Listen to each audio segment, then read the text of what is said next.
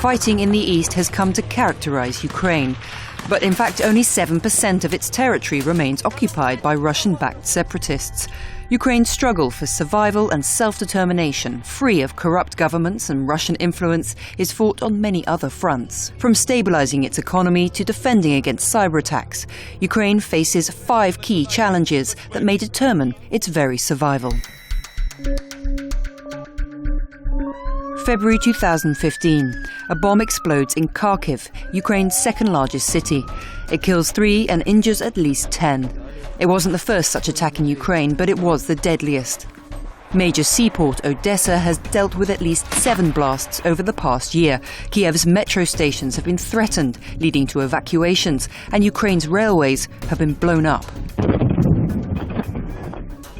Under the previous regime, police and secret service agencies were highly centralized and often used as personal militias. Some even served as Russian proxy agents. Away from the limelight, a unified Ukrainian internal security played just as key a role in defending Ukraine as regular armed forces.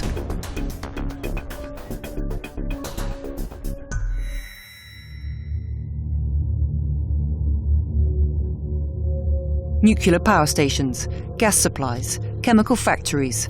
Ukraine's critical infrastructure is under threat from cyber attack. Hackers have already had success breaking into the country's computer systems. In 2014, hackers changed the results to indicate that the leader of ultra-nationalist party Right Sector had won by 39% of the vote. The origin of these attacks? Difficult to know, as hackers using IP cloakers can usually disguise their whereabouts. What we do know is that Russian TV Channel 1 aired a bulletin the night of the attack, declaring Right Sector the winner.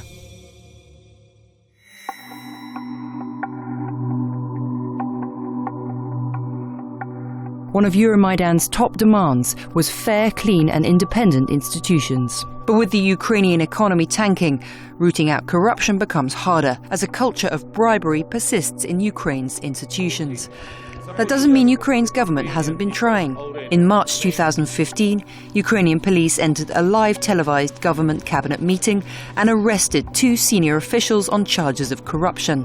Prime Minister Yatsenuk tweeted photos of the arrest, writing, "This will happen to everyone who breaks the law and sneers at the Ukrainian state." Showy tactics like this will need to be followed up by massive reform of a system that ranks 142nd out of 175 countries in Transparency International's Corruption Perceptions Index.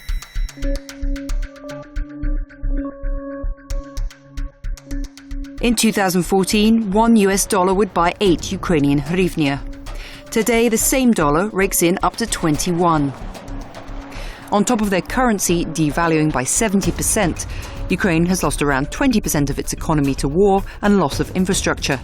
And its foreign reserves hit new lows this year, plunging 12.4% to around $5 billion. It's a dire situation, made worse by the $75 billion worth of debts that the country inherited.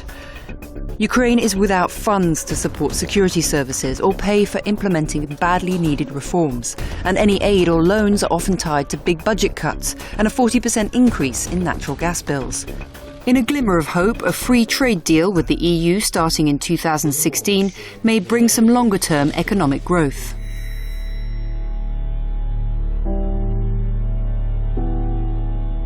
Russia's information campaign against Ukraine has stepped up.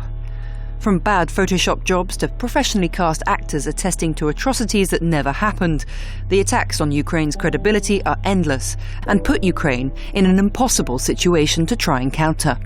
Facing a well-funded and monolithic propaganda machine, Ukraine just doesn't have the resources to debunk every false message. But to do nothing leaves it vulnerable to the lies gaining traction. Today, Ukraine's future depends not just on how strongly the government stands by its intentions, but how much its friends are willing to support it through what may be a defining moment in its modern history.